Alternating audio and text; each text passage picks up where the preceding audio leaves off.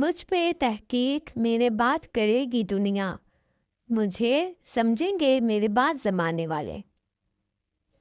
میرا جینا مرنا پاکستان کے ساتھ ہے اور میں اپنی دھرتی کو چھوڑ کر کہیں نہیں جاؤں گا۔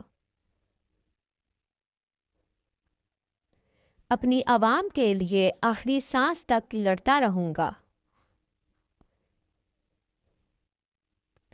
وہ وقت کا کھیل تھا جو بیت گیا، اب ہم کھیلیں گے اور وقت دیکھے گا۔ تمہیں ہم یاد آئیں گے، زمانے بیت جانے دو۔ ڈر اس کو ہوتا ہے جو اپنے لیے جیتا ہو، جو کسی مقصد کے لیے زندہ ہو، اس سے کوئی ڈر نہیں۔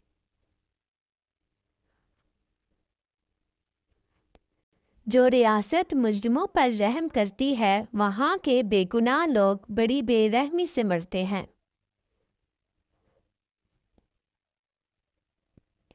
لا الہ الا اللہ انسان کو آزاد کر دیتا ہے۔ میرا ایمان ہے لا الہ الا اللہ، اللہ ایک ہے۔ لا الہ الا اللہ، جو قوم لا الہ الا اللہ کا مطلب سمجھ جاتی ہے، اسے کوئی جھکا نہیں سکتا۔ میرے لیڈر رحمت للعالمین ہے، دوستی سب سے کرتا ہوں، غلامی کسی کی نہیں کرتا۔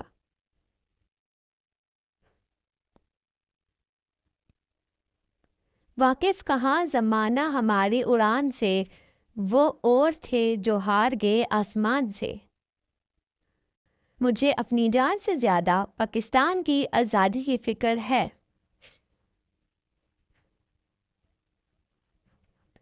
آخری سانس تک اپنی قوم کی خودداری کی حفاظت کروں گا۔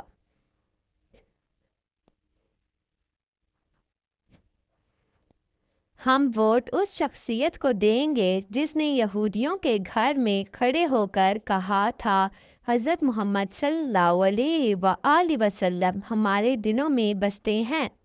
میرے لیے کیا آسان زندگی تھی، میں کرکٹ کے بعد کچھ بھی نہ کرتا، تھوڑی سی کرکٹ کے اوپر بات چیت کرتا ہوں، اللہ نے مقام اتنا دیا ہوا ہے میں کروڑ روپیہ کما سکتا ہوں، مجھے تو کچھ کرنے کی ضرورت نہیں تھی۔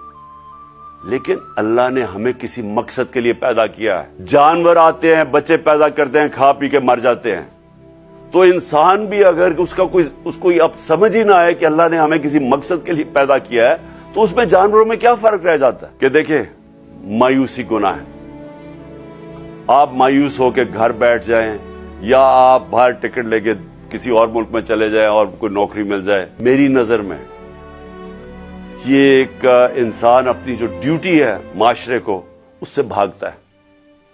اصل آپ سب کی ڈیوٹی یہ ہے کہ ہم اب کھڑے ہوں اور ہم ان چوروں کا اور اس کرپٹ نظام کا مقابلہ کریں۔ اللہ کے بعد اس ملک کے جو وارث ہیں وہ عوام ہیں، اور کوئی نہیں، عوام اس ملک کی وارث ہے، اور میں ان میں آپ میں سے ہوں۔